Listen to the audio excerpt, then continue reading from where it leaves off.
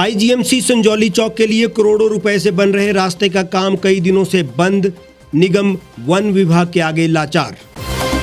Corona महामारी के बीच school बंद, अभिभावकों का कहना कोरोना के नाम पर सिर्फ स्कूलों को बंद रखना तर्कसंगत नहीं।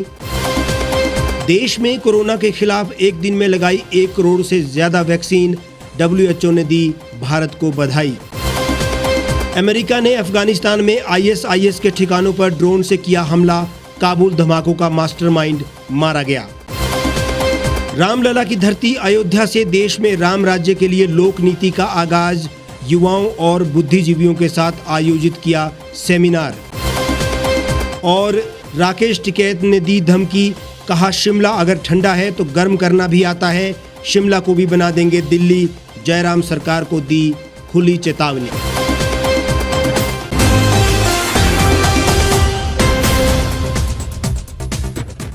नमस्कार, स्वागत है आपका the Reap Times news channel में।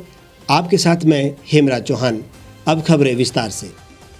शिमला को स्मार्ट सिटी बनाने के लिए निगम वैसे तो बड़ी बड़ी डींगे हाँक रहा है, लेकिन कुछ महत्वपूर्ण प्रोजेक्ट वन विभाग की अनापत्ति न मिलने के कारण अधर में लटक गए हैं।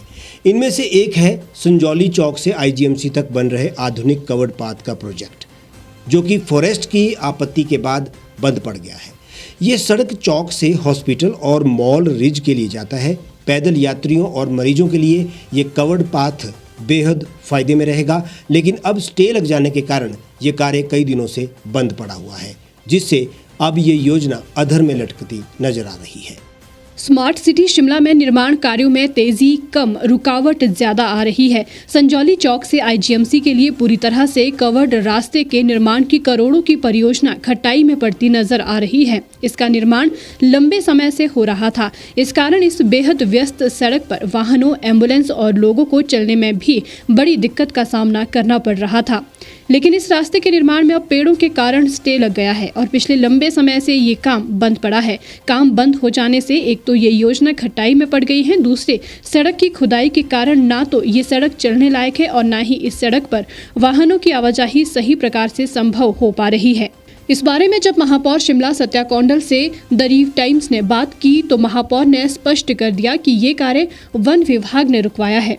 वन विभाग की जमीन भी इस निर्माण कार्य के मध्य आती है, जिससे उन्होंने ये कार्य रुकवा दिया है। इसके लिए सरकार और वन विभाग से बातचीत की प्रक्रिया को आगे बढ़ाया जा रहा है। ये जो संजौली से आईजीएमसी तक एक जो है कवर्ड पाथ बनना था, ये पूरे हिमाचल के लोगों की मांग भी थी, क्योंकि यहाँ पूरे हिमाचल से लोग जो है हॉस्टल के लिए आते हैं।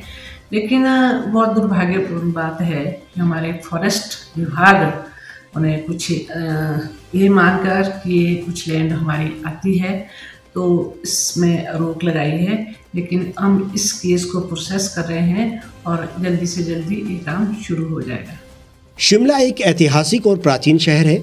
शहर में वनों को पहले भी अंधाधुंध काटा जा चुका है, लेकिन ये बात भी स्वीकार करनी होगी कि स्मार्ट सिटी की परियोजना जब भी सिरे चढ़ने के लिए आगे बढ़ेगी, वन विभाग की जमीन और पेड़ तो आगे आने ही है। ऐसे में जब किसी भी परियोजना को शुरू किया जाता है तो क्या निगम या सरकारें इससे संबंधित समस्त औपचारिकताओं को पूरा नहीं करती है? निगम ने क्या सोचकर अधूरी दस्तावेजी कमियों के बाद भी करोड़ों की इस परियोजना पर कार्य शुरू करवा दिया? नतीजा ये निकला है कि अब ये करोड़ों का काम बंद पड़ गया है। कोरोना महामारी से पूरे देश में कोई भी गतिविधि हो वो प्रभावित हुई है, लेकिन सबसे ज्यादा जो प्रभावित हुआ है वो शिक्षा है। महामारी के बाद से बाकी सभी गतिविधियां सुचारू रूप से चल पड़ी हैं, लेकिन स्कूल अभी भी बंद हैं। अभिभावकों का कहना है कि प्रदेश में जब हर प्रकार की गतिविधियां सुचारू रूप से चल रही है, हर जगह पर कार्यक्रम आयोजित हो रहे हैं, तो ऐसे में सिर्फ स्कूलों को बंद रखना तर्कसंगत नहीं है। बच्चों पर इसका विपरीत प्रभाव पड़ा है और घरों पर बच्चों ने पढ़ाई को बिल्कुल भी गंभीरता से नहीं लिया है। ऐसे में सरकार ले देकर सिर्फ बच्चों के स्कूल बंद करवाने पर आमादा है। हालांकि प्रदेश में सरकार ने कई बार स्कूल खोलने के प्रयास किए, लेकिन जैसे ही स्कूल खोले गए बच्चों में संक्रमण फैलने लगा, जिसके बाद स्कूल बंद है। प्रदेश में 2 साल से स्कूल बंद होने से अभिभावकों को भी अपने बच्चों के भविष्य की चिंता सताने लगी है। वहीं ऑनलाइन क्लासेस की वजह से बच्चे हमेशा ही कंप्यूटर या मोबाइल फोन पर काम करते हैं, जिससे भी कई बीमारियों का खतरा पैदा हो गया है। जब अभिभावकों से बात की गई तो उनका कहना है कि जब प्रदेश में हर गतिविधियां सुचारू रूप से चल रही है तो फिर सरकार स्कूलों को क्यों नहीं खोलती, जबकि सरकार अपनी रैलियां करने से पीछे नहीं है, जिसमें भारी भीड़ जुट रही है और नियमों की जमकर धज्जियां उड़ाई जा रही है। जनप्रतिनिधि ही इन रैलियों में बिना मास्क के देखे जा रहे हैं। इसके अलावा भी प्रदेश में बाजारों या बसों की बात करें तो वहां पर भी भारी भीड़ रहती है। अभिभावकों का कहना है कि ऐसे में स्कूल बंद रखना तर्कसंगत नहीं है। अभिभावकों का कहना है कि सरकार की निजी स्कूलों के साथ मिलीभगत के चलते स्कूलों को कुछ दिनों के लिए खोल दिया जाता है, लेकिन जब अभिभावक किताबें और वर्दियां खरीद लेते हैं तो स्कूल फिर से बंद कर दिए जाते हैं। अभिभावकों का यह भी कहना है कि जब हर जगह पर खुद सरकार ही नियमों की अवहेलना कर रही हो और भीड़ एकत्रित कर रही हो, तो ऐसे में सरकार सिर्फ स्कूलों को बंद कर कोरोना महामारी के प्रति अपनी संवेदनशीलता नहीं जता सकती है। सरकार स्कूलों को कोविड मानकों के आधार बनाकर खोलने के आदेश जारी करे ताकि बच्चों को फिर से उसी शैक्षणिक ढांचे में लाकर उनकी शिक्षा के स्तर को बरकरार रखा जा सके। कोरोना महामारी के खिलाफ देश भर में वैक्सीनेशन अभियान जोरों शोरों से चला हुआ है। इस अभियान के तहत लोग भी आगे आ रहे हैं। कोरोना वायरस के खिलाफ देश में एक दिन में 1 करोड़ से ज्यादा वैक्सीन डोज दी गई है। इस उपलब्धि पर विश्व स्वास्थ्य संगठन ने भारत को बधाई दी है। भारत ने शुक्रवार को ये उपलब्धि हासिल की है। प्रधानमंत्री ने इस अवसर पर देशवासियों को बधाई दी और कहा कि ये हमारे दृढ़ निश्चय के प्रति हमारी प्रतिबद्धता को दर्शाता है। WHO की प्रमुख वैज्ञानिक डॉक्टर सौम्या स्वामीनाथन ने ट्वीट के जरिए टीकाकरण प्रक्रिया में शामिल हजारों लोगों को बधाई दी। उन्होंने इसे महत्वपूर्ण उपलब्धि बताया। स्वामीनाथन ने ट्वीट किया कि भारत ने 50% वयस्क आबादी कम से कम 1 डोज का आंकड़ा हासिल कर लिया है।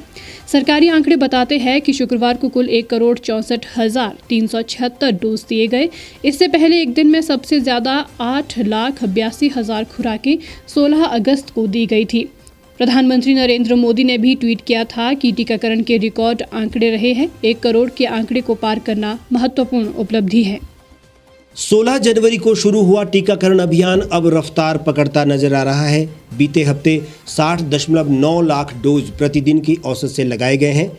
भारत में अब तक 62 करोड़ से ज्यादा वैक्सीन डोज दिए जा चुके हैं। वहीं करीब 94 करोड़ से भी आधी वयस्क आबादी को वैक्सीन का कम से कम 1 डोज प्राप्त हो चुका है। सरकार ने साल के अंत तक पूरी वयस्क आबादी को वैक्सीन लगाने का लक्ष्य रखा हुआ है।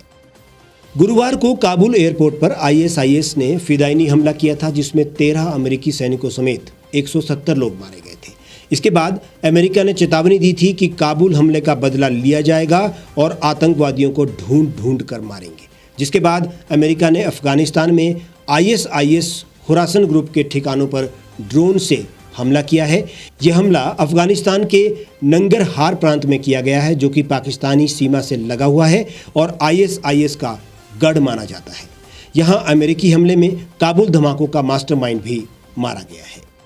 अमेरिकी रक्षा विभाग के प्रवक्ता के अनुसार अमेरिकी ड्रोन ने मध्य पूर्व किसी अज्ञात लोकेशन से बीती रात उड़ान भरी और ISIS-K के आतंकी को उस वक्त निशाना बनाया जब वे अपने दूसरे सहयोगी के साथ कार में सवार था। ये दोनों अमेरिकी हमले में मारे गए हैं। काबुल धमाकों के बाद अमेरिका ने चेतावनी दी थी और कहा था कि हमलावरों को सही समय और सही जगह पर करारा जवाब दिया जाएगा। इसके 36 घंटे के अंदर ही अमेरिका ने बीती रात ISIS के ठिकानों पर ड्रोन स्ट्राइक कर दी। अफगानिस्तान में अब जिंदगी बदतर होती जा रही है। एक के बाद एक बम धमाके, तालिबान के आतंकी फरमान, ये सब कुछ आम जीवन पर भारी पड़ गए हैं। काबुल एयरपोर्ट पर आतंकी हमले के खतरे को देखते हुए अमेरिका ने अपने नागरिकों से काबुल एयरपोर्ट को तुरंत छोड़ने को कहा है। अमेरिकी दूतावास की तरफ से जारी किए गए अलर्ट में काबुल एयरपोर्ट के अब्बे गेट, ईस्ट गेट और नॉर्थ गेट का खास तौर से जिक्र किया गया है। यहाँ एक विषय सोचने का भी है कि अमेरिका अपनी कार्रवाई को बढ़ा चढ़ाकर बता रहा है। 13 सैनिक तो अकेले अमेरिका के ही बम हमले में मारे गए हैं और ड्रोन हमला इतना कुछ नहीं कर पाया है जितना इसे बताया जा रहा है। इसके पीछे क्या साजिश है, तालिबान और अमेरिका के बीच क्या पक रहा है, ये राजनीतिक विश्लेषकों के लिए भी जानना उत्सुकता से कम नहीं है। अफगानिस्तान में मानवता के चिथड़े उड़ रहे हैं और भविष्य में ये आतंकवाद का केंद्र होगा, इसमें अतिशयोक्ति हो ही नहीं सकती। देश में लोक नीति लाने और राम राज्य की स्थापना के उद्देश्य को साधने के लिए राष्ट्रीय लोक नीति पार्टी अब उत्तर प्रदेश में लोगों को जागरूक कर रही है। आज अयोध्या से लोक नीति का बिगुल बजाने के बाद लोगों को लोक नीति पर विस्तार से जानकारी दी गई। पार्टी ने एक सेमिनार आयोजित कर इसका आगाज भी कर दिया है। राष्ट्रीय लोक नीति पार्टी देश भर में लोक नीति को लेकर लोगों को जागरूक करने के लिए मुख्य भूमिका निभा रही है। हिमाचल प्रदेश, पंजाब, उत्तराखंड, दिल्ली आदि राज्यों में इस पर विस्तार से चर्चा का माहौल बनाने के बाद अब रामलला की धरती अयोध्या से लोक नीति का डंका बजाने के लिए पार्टी के स्वयंसेवियों ने जागरूकता सेमिनार का आयोजन किया। इसमें उत्तर प्रदेश के अनेक बुद्धिजीवियों, युवाओं एवं महिलाओं ने भाग लिया। लोक नीति क्या और इसके उद्देश्य क्या है, इस पर विस्तार से जानकारी दी गई। किस प्रकार हमारा देश भ्रष्टाचार मुक्त व्यवस्था को अपना सकता है, किस प्रकार आम लोगों को घर द्वार पर सेवा मिल सकती है, कैसे लोगों को उनकी चिंताओं से मुक्त कर देश सेवा के साथ जोड़ा जा सकता है, लोग सड़कों पर ना सोएं और सबके पास अपना घर और खाने को रोटी हो, ये सब लोक नीति के अंतर्गत संभव बनाने के लिए हर देशवासी को आगे आने का आह्वान किया। कार्यक्रम की अध्यक्षता देवी सहाय पांडे ने की। इसके अलावा लोकप्रिय कवि अशोक टाटम्बरी, समाज सेवी रवि, सुप्रसिद्ध कावित्री शिवा त्रिपाठी, नागाबाबा श्याम सारथी भी शामिल रहे। लोकनीति पर डॉक्टर LC शर्मा, आनंद नायर और शैलेश श्रीवास्तव ने भी अपनी बात रखी। लोकनीति में पार्टी दावा ये कर रही है कि आज़ादी के 75 वर्षों के बाद भी देश नैतिक पतन और विकास की झूठी दौड़ में शामिल है। आम लोग ना तो अपनी प्रसन्नता के इंडेक्स को ही बढ़ा पाए और ना ही उनके अधिकारों को संरक्षित रख पाया गया।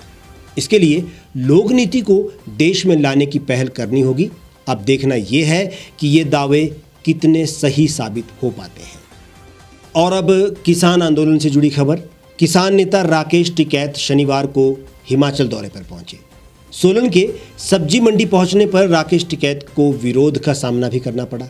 सोलन मंडी में नारेबाजी को लेकर एक आढ़ती ने टिकैत का विरोध किया तो माहौल गर्मा गया। इस दौरान माहौल तनावपूर्ण हो गया। इसके बाद राकेश टिकैत शिमला पहुंचे और उन्होंने यहां पत्रकारों से बात करते हुए कहा कि सरकार को हम जमकर घेरेंगे।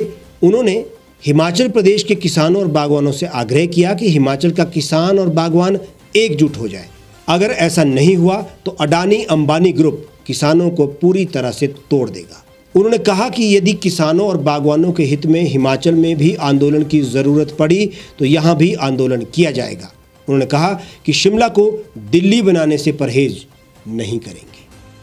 किसान नेता राकेश टिकैत ने कहा कि प्रदेश में किसानों बागवानों को लूटने का काम किया जा रहा है। यहाँ पर पिछले कई वर्षों से सेब के दाम वही है, लेकिन यदि सेब को लेकर खर्च की बात की जाए तो वो लगातार बढ़ते जा रहे हैं। टिकैत ने कहा कि अडानी अंबानी द्वारा बागवानों से कम रेट में सेब खरीद कर उसे स्टोर किया जा रहा है और बाद में उसी सेब को ज्यादा दामों पर बेचा जाएगा। उन्होंने कहा कि पहले यहाँ आढ़ती आते थे और बागवानों को अच्छे दाम मिलते थे, लेकिन जब से अडानी आया है तब से बागवानों को लूटने का काम किया जा रहा है।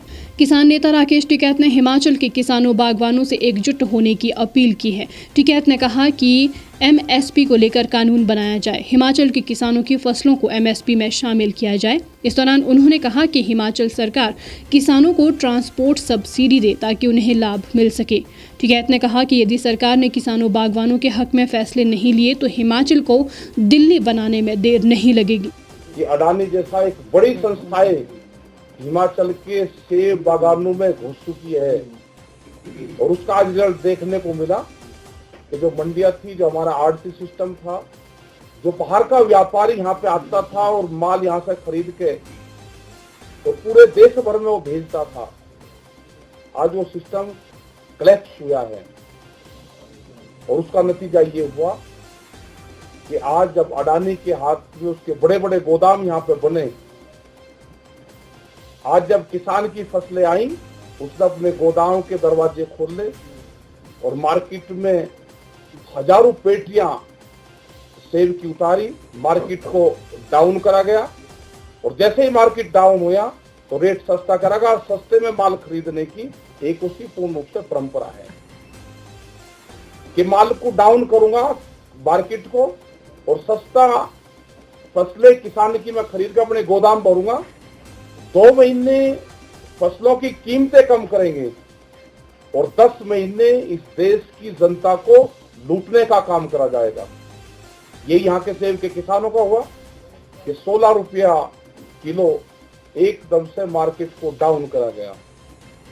हम पूर्ण रूप से इसका विरोध हम करेंगे, इस पर आंदोलन करेंगे और जो दिल्ली में आंदोलन चल रहा है उस आंदोलन से हिमाचल के किसान भी उस आंदोलन से जुड़े हुए हैं। 3 जो कानून हैं वे काले कानून हैं, उनमें संशोधन नहीं, उनको वापसी चाहिए और एमएसपी पे गारंटी कानून चाहिए।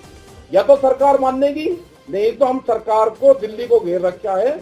ये जो हिमाचल की राजधानी है, जो शिमला है, ये जितनी ठंडी है इसको गर्म करना भी जानते हैं। दिल्ली बंद से दूर नहीं लगेगी। ये यहाँ की सरकार कान खोल कर सुन ले। देश में कई राज्यों में चुनावों को देखते हुए राकेश टिकैत के दौरे भी बढ़ गए हैं। शिमला आने पर जयराम सरकार को बागवानों की समस्याओं को लेकर सीधी चेतावनी दे डाली गई और कहा यह भी कि ये ठंडी राजधानी है, लेकिन इस ठंडी राजधानी शिमला को गर्म करना उन्हें आता है। सरकार नहीं मानी तो इसे भी दिल्ली बना देंगे। अब ये धमकी उपचुनाव पर क्या असर डालती है, ये देखना भी बाकी है। हालांकि राकेश टिकैत किसानों की बात करते करते राजनीति की बातों में भी उलझते हुए नजर आते हैं। हमारे आज के इस बुलेटिन में फिलहाल इतना ही। आप देश और दुनिया की तमाम खबरों के लिए हमारे साथ जुड़े रहिए, देखते रहिए द रीड टाइम्स।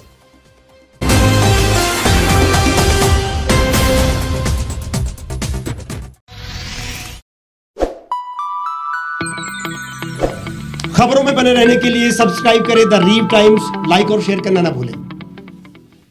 गांव की चौपालों से लेकर संसद के गलियारों तक, गृहिणी के चूल्हे से लेकर निवेश और बाजारों तक, किसानों के हाल से लेकर खेत और खलिहानों तक, शिक्षा और स्वास्थ्य से लेकर खेल के मैदानों तक, संसद के प्रधान से लेकर पंचायत के पंच तक, सेंट्रल हॉल से लेकर ग्राम सभा के मंच तक, हर खबर पर रहेगी हमारी पैनी नजर।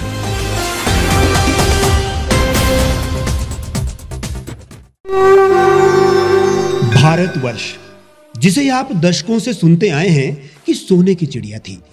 इसके पंख पहले मुगलों ने कुतरे, फिर अंग्रेजों ने, और आज राजनीतिक प्राणी कोई कोर कसर नहीं छोड़ रहे। आज भी लगभग 25 करोड़ लोग रात को भूखे सोते हैं। करीब 2 करोड़ लोगों के पास घर नहीं है। भ्रष्टाचार में हमारा 176 देशों में 80 नंबर आता है।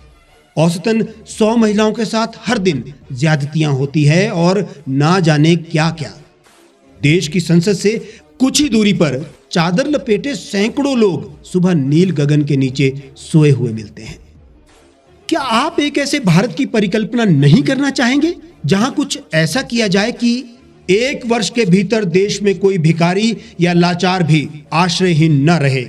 लोगों को सभी सरकारी सेवाएं घर द्वार पर ही प्रदान की जाएं ताकि दफ्तर या कर्मचारी के चक्कर ना काटने पड़े। भ्रष्टाचार जड़ से समाप्त हो जाएगा। सेवा प्रदाताओं की पब्लिक रेटिंग यानी जनाकलन और तकनीक द्वारा अपराधों का शून्यकरण किया जाए। स्वास्थ्य और आधारभूत शिक्षा सभी के लिए समान गुणवत्ता के साथ निःशुल्क प्राप्त हो, और भी बहुत कुछ। यदि आप इस पवित्र राष्ट्र निर्माण यज्ञ का हिस्सा बनना चाहते हैं तो आज ही राष्ट्रीय लोक नीति पार्टी से जुड़ें। अब देश राजनीति से नहीं, लोक नीति से चलेगा। विजिट करें वेबसाइट rashtriyalokniti.org।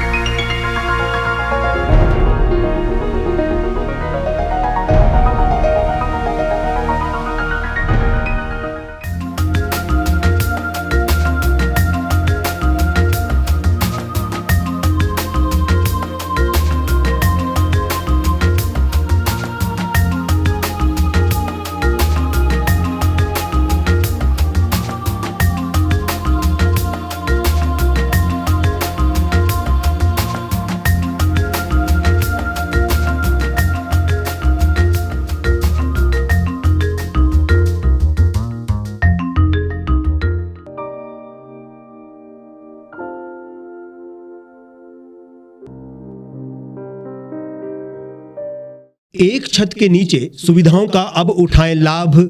रीव ई मार्ट में अब पाएं अपनी रसोई के लिए गुणवत्ता और सस्ते दामों पर राशन सामग्री। दालें हो या हो मसाले, आपका किचन ई मार्ट संभाले। उच्च गुणवत्ता और दामों में बेहतरीन रीव ई मार्ट में पधारें और पाएं अपनी पसंद के सभी उत्पाद, या फिर करें ऑनलाइन ऑर्डर और पाएं घर द्वार पर ही सुविधा। आज ही संपर्क करें फोन नंबर 8219694079 पर, बाईपास रोड, शनान, संजौली, शिमला।